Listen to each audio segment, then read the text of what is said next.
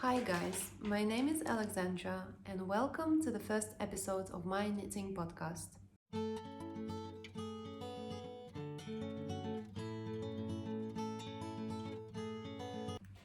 I made the setup as relaxed as I could so I'm not as nervous to put myself out there on the internet. So if there are any problems with the video or sound quality, I do apologize, but this is how things are going to be for some time. I love watching knitting podcasts, but I noticed that there is no one from our part of the world on English speaking KnitTube, so I decided to correct that. First, let me tell you a little bit about my knitting journey. Knitting is quite popular in Kazakhstan in general. Well, it's actually quite popular in all the Russian speaking community just because we are united by the same language and somewhat the same culture.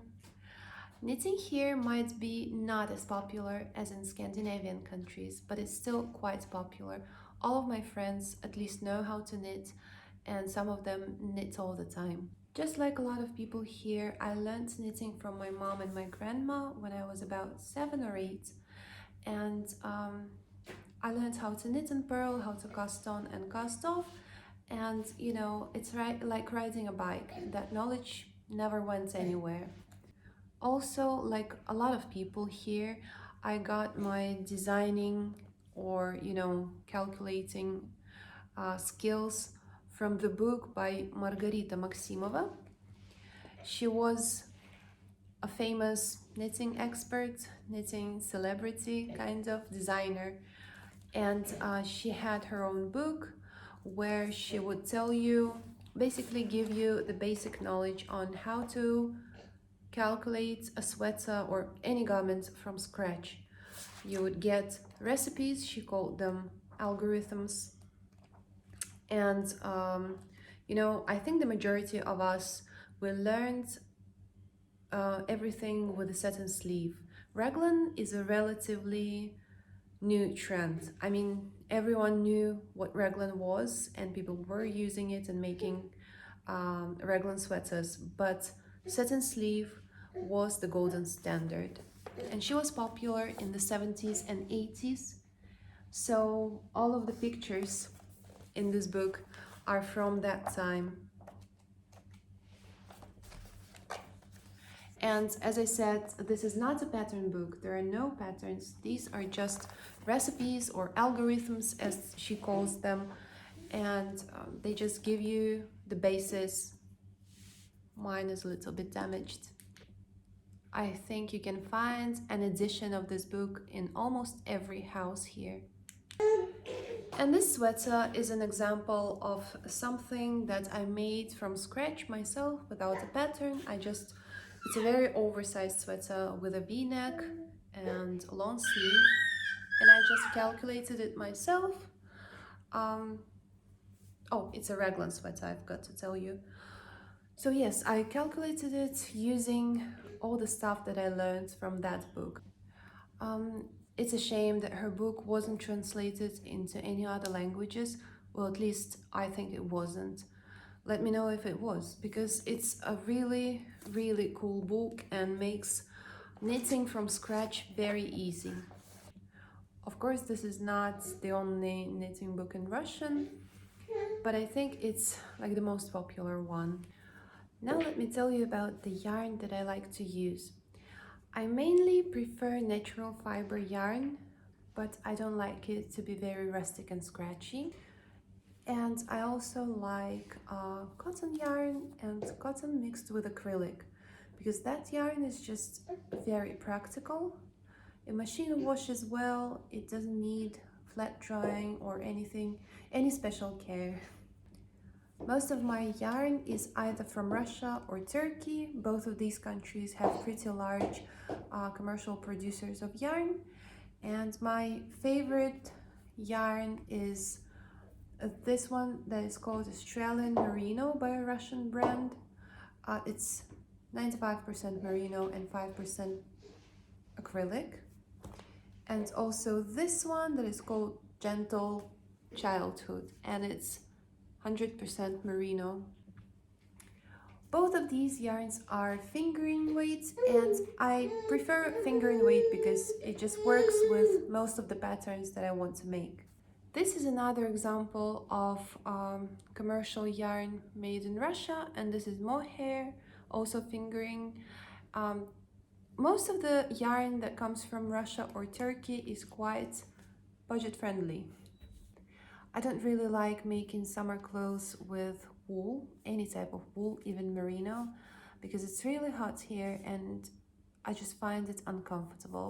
So I either use cotton, the one that I have here is from Turkey, or I use this, as I said, um, cotton and acrylic blend, which is very practical.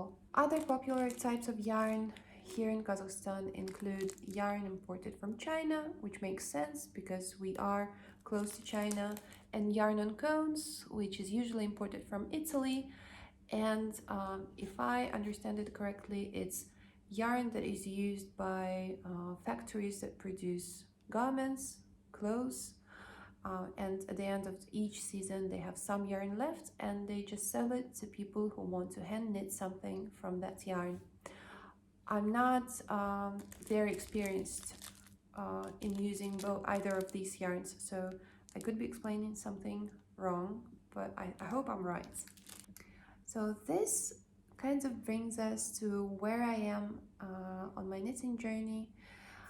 I have a huge stash of yarn that I want to use up or reduce at least significantly before I go into trying some new yarns. I've never tried indie diet yarns or um, any yarn that is popular on English speaking KnitTube actually. So I want to try some of that yarn. And I also have, well, maybe not a lot, but some knitting patterns stashed, and I just want to show those patterns some love and make them. So at this point I am trying to reduce my stash, both yarn and pattern, and if you are interested in that part of my journey, please join in. I have a few, well, when I say a few, it sounds like I have one or two, but I have about 20 patterns that I bought online, and I'm not going to show them to you now, but I also have some books, and as an example of those books, I have this Norgon something book. I forgot the English name of it, but this is the Russian translation of the book, and I've had it for a few years now, and it's a shame that I haven't made anything out of here. There are a few beautiful patterns and some of the very pretty stitch patterns. Like, I really want to make this cardigan. Haven't made it yet. I also have this really cool Genzi sweater book by D. Gilpin and Shelia Greenville. I hope I'm pronouncing this correctly. I only see the Russian kind of pronunciation of the names. And not only this book has some history of Genzi sweaters, it also has some really beautiful patterns that I want to make. For example, this sweater called Northern Sea. It's very pretty and seems quite simple. So I really want to work through my pattern stash as well. Now on to what I'm making at the moment. I am almost finished with this Birkin sweater by Boylan Knitworks. This is my second Birkin. The first one I made with a colorful yoke, and this one I'm making with a single color yoke. You can see where the beginning of the round was, but it will all get fixed with blocking if I finish this, because this project is one step away from becoming a UFO, and the reason is sleeves, just like for a lot of people. I forgot that in the pattern of Birkin they have 3/4 length sleeves, and I used the description of the sleeve, like the length measurement of the sleeve to make mine, and I didn't want 3/4 length sleeves, I wanted full length sleeves. So now I have to undo this whole sleeve that I made and make 2 new ones. And I hate making sleeves, so oh, and I'm also not finished with the body. I left it open just in case I have some yarn left and want to make it a little bit longer. Another project on my needles is this baby blanket. I'm making it with 100% synthetic fiber from a commercial brand from Turkey. And it's very soft and squishy and perfect for baby stuff, especially baby blankets, or even, you know, normal sized, adult sized blankets. I'm using 700-gram balls for this project, and I have only 1.5 to go, so I really have to step on it and finish it. My son tried this blanket and touched it, and he loved it. Another thing that I want to show you is almost finished. I only have to weave in the ends and sew on the buttons. This is a baby cardigan. I made it in size 12 to 18 months, and this is a free pattern from Garn Studio, which makes Drops yarn, which is also one of my favorite yarns. It's very affordable and I like it. It's pleasant to work with. Yes, it's a very, very easy raglan saddle shoulder cardigan. There is nothing much to say about it. I used a 50-50 yarn and acrylic, wool and acrylic yarn from a Turkish commercial brand, and this is a project, you know, where I'm trying to use up the yarn that I'm not that fond of anymore, but I have it, I still want to use it. And from the same yarn, from the leftovers, I'm making just a simple ribbed hat for my son as well, and it's going to be 2x1 rib hat. I think it's going to be a little bit big for him at the moment, but I think it's fine. And I lost my stitches. So guys, I think I'm done for today. I'm all over the place and I'm rushing a little bit. I'm sorry for that. I'm rushing because my baby needs some attention, and I'm all over the place because I'm very inexperienced in this.